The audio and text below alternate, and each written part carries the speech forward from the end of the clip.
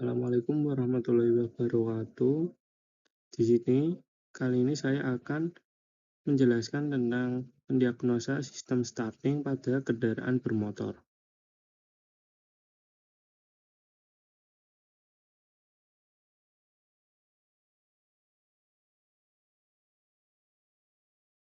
Sebelum masuk pada pengertian dan cara kerja sistem starting, di sini saya akan menjelaskan tujuan dari pembelajaran.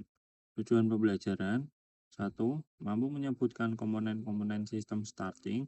Kedua, mampu mengidentifikasi fungsi masing-masing komponen pada sistem starting. Ketiga, mampu menjelaskan prinsip kerja sistem starting tipe konvensional.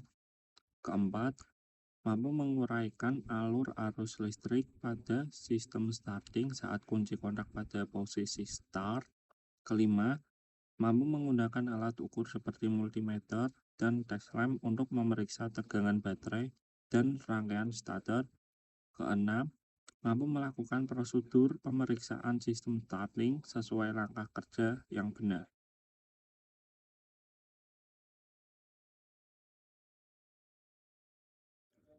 Selanjutnya, di sini saya akan menjelaskan pengertian sistem starting. Sistem starting adalah sistem pada kendaraan bermotor yang berfungsi untuk memutarkan poros engkol atau crankshaft pertama kali agar mesin dapat hidup dan bekerja secara mandiri. Secara sederhana, sistem starting merupakan rangkaian komponen kelistrikan yang mengubah energi listrik dari baterai menjadi energi mekanik untuk memutarkan mesin sampai terjadi proses pembakaran pada dalam silinder. Pada kendaraan bermotor, terutama mobil dan sepeda motor, sistem ini bekerja saat kunci kontak diputar ke posisi start atau saat tombol starter ditekan. Arus listrik dari baterai akan mengalir ke motor starter, kemudian motor starter akan memutar flywheel yang terhubung dengan poros engkol. Setelah mesin hidup, sistem starting akan berhenti bekerja.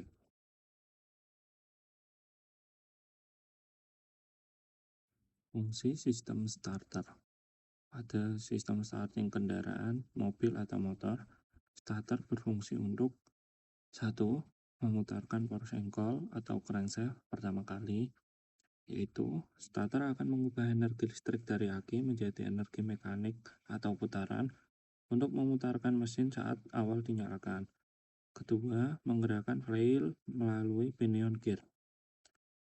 Jadi, gigi kecil atau pinion pada starter itu akan mengait flywheel sehingga mesin bisa berputar dan melakukan langkah hisap, kompresi, usaha, dan buang.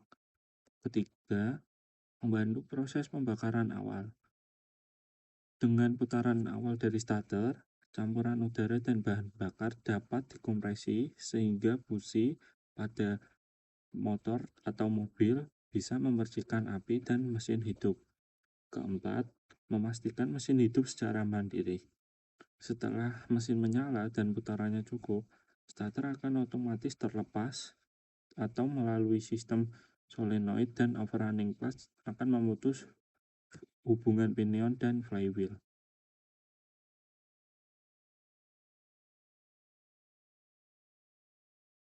Selanjutnya, masuk pada komponen-komponen pada sistem starter.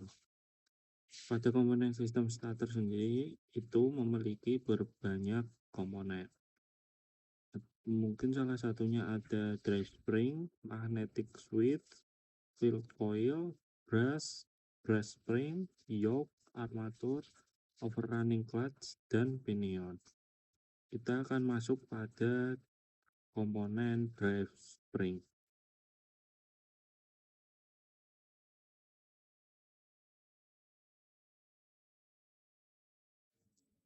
Drive spring adalah pegas yang terdapat pada mekanisme bending drive atau starter drive di dalam motor starter. Pegas ini bekerja bersama pinion gear dan overrunning clutch untuk membantu proses pengaitan dan pelepasan gigi starter dengan flywheel.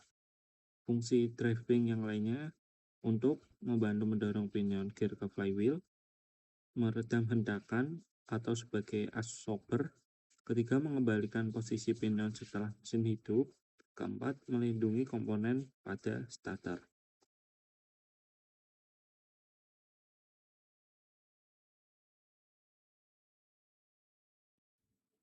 Magnetic fluid atau sering disebut juga dengan solenoid starter, yaitu adalah komponen pada sistem starting yang berfungsi sebagai saklar elektromagnetik untuk menghubungkan arus besar dari aki ke motor starter sekaligus menggerakkan pinion gear ke flywheel.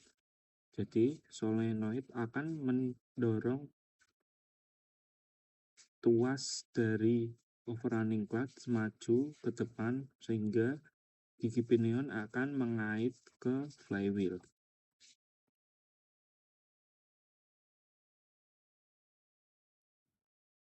Field coil adalah kumparan medan yang terletak pada bagian stator, yaitu yoke atau rumah dari stator. Jadi, kumparan ini berfungsi untuk menghasilkan medan magnet ketika dialiri arus listrik dari aki. Fungsi lain field coil yaitu 1.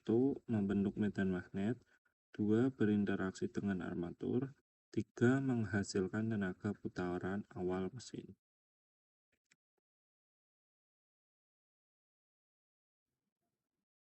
Burst atau sikat arang adalah komponen pada motor starter yang berfungsi sebagai penghantar arus listrik dari sumber aki ke komutator dan armatur. Fungsi burst sendiri yaitu menghasilkan arus listrik ke armatur, 2. Mendukung proses pembentukan medan magnet, 3. Menjaga kontinuitas arus saat armatur berputar.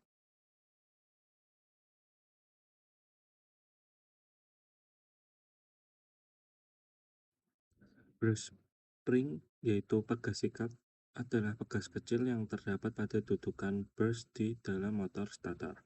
Pegas ini berfungsi menekan burst agar selalu menempel pada komutator.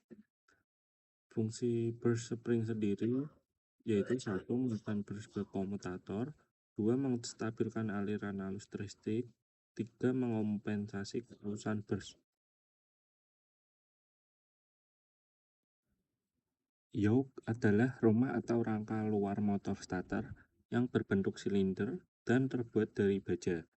Yoke ini berfungsi sebagai tempat dudukan field coil atau magnet permanen, serta sebagai jalur medan magnet.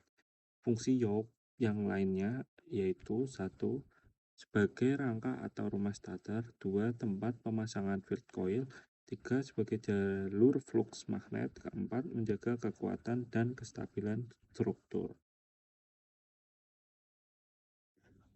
Armatur adalah bagian yang berputar atau sebagai rotor pada motor starter.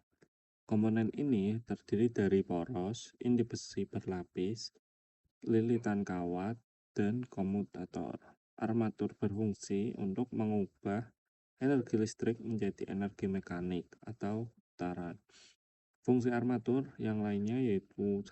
Menghasilkan putaran, 2. Meneruskan tenaga ke pinion gear, ketiga mengubah energi listrik menjadi energi mekanik yaitu putaran.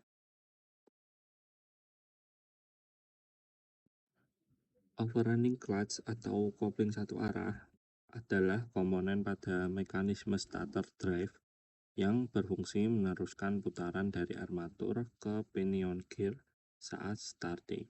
Tetapi, dia akan membebaskan pinion gear atau tidak ikut berputar pinion gearnya ketika mesin sudah hidup. Fungsi lain dari overrunning clutch yaitu untuk meneruskan putaran saat start, kedua melindungi motor starter, ketiga mencegah kerusakan komponen.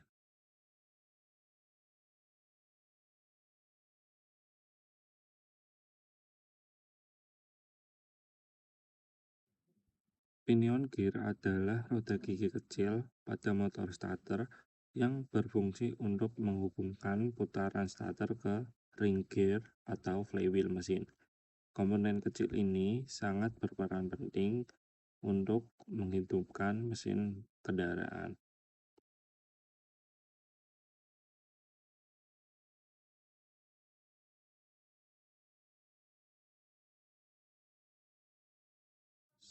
Selanjutnya, setelah kita mengetahui pengertian dan komponen-komponen serta fungsi komponen-komponen tersebut, saya akan menjelaskan cara kerja sistem starting. Pertama, sistem starting akan hidup ketika kunci kontak ke posisi start. Saat kunci kontak diputar ke posisi start atau kita mencet tombol start, arus listrik dari baterai atau aki akan mengalir ke magnetic switch atau solenoid. Nah, di magnetic switch ini kumparan pull-in coil dan hold-in coil itu akan aktif menghasilkan medan magnet.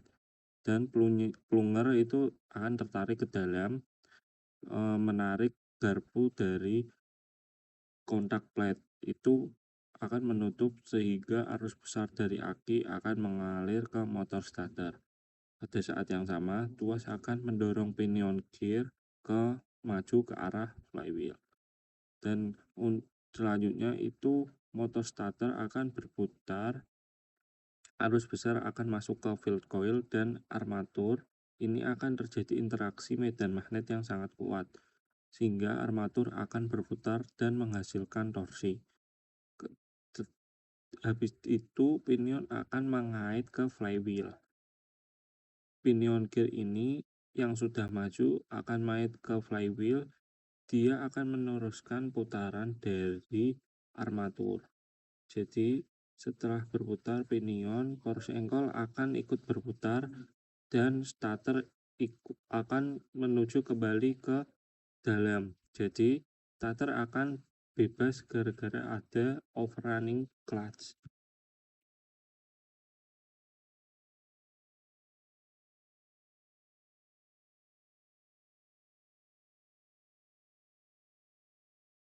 Selanjutnya, di sini ada jenis-jenis sistem starter. Yang pertama, saya akan menjelaskan sistem starter konvensional atau direct drive starter. Ciri-ciri dari starter konvensional ini yaitu memiliki armatur yang langsung terhubung ke pinion gear tanpa reduksi gear, ukurannya lebih relatif besar, terus menggunakan field coil. Kelebihan dari sistem starter konvensional ini konstruksinya sederhana, mudah dalam perawatan, dan kekurangannya itu konsumsi arus lebih besar dan ukurannya lebih besar.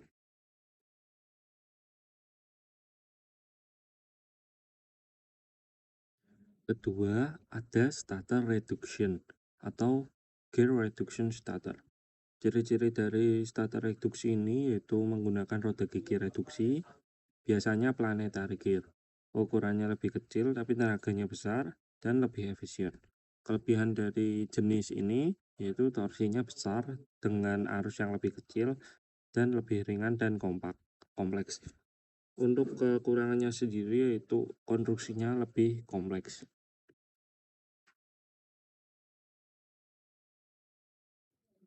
Ketiga, yaitu starter magnet permanen atau permanen magnet starter. Ciri-ciri dari jenis starter magnet permanen ini yaitu tidak menggunakan field coil, menggunakan magnet pada starter. Jadi jenis ini tidak menggunakan field coil namun diganti dengan menggunakan magnet permanen pada starter. Kelebihannya yaitu lebih ringan, lebih hemat arus. Kekurangannya, magnet ini bisa melemah jika panas berlebih.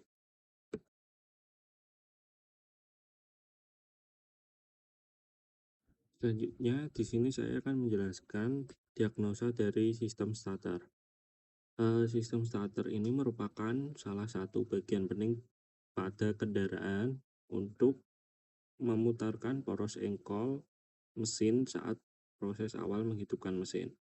Nah, apabila sistem starter ini mengalami gangguan, mesin tidak akan dapat hidup secara normal.